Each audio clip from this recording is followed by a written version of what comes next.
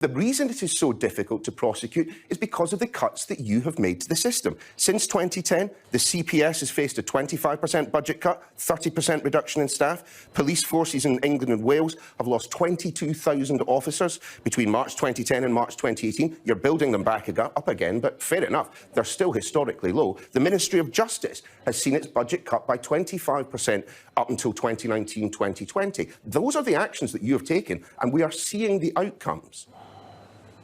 No, I don't think that's fair, and I wouldn't connect the two.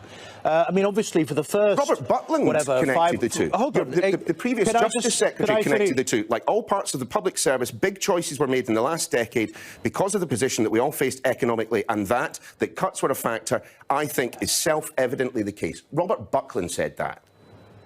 Well, I'm afraid I disagree with him, and I can point you to an example, right? When the Prime Minister and I were at City Hall, when we arrived in 2008, knife crime was rising very significantly.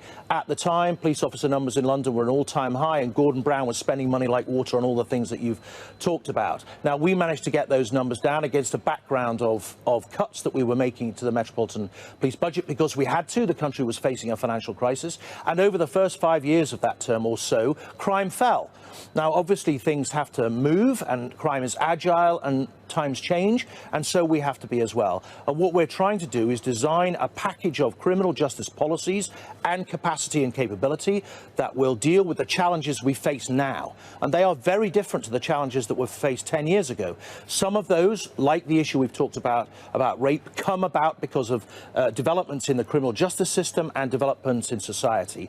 Others of them, like the growth in online fraud, are because of developments in technology. And what I think the British public want to see is a government which is committed and agile in that response, and that is what I think you'll see today on the conference floor. Yeah, no one, least of all me, will criticise this government if they manage to improve the rape conviction rate. But it does rather feel that it has taken the rape and murder of a young woman by a serving police officer to give you all a kick up the backside to try and do something about this.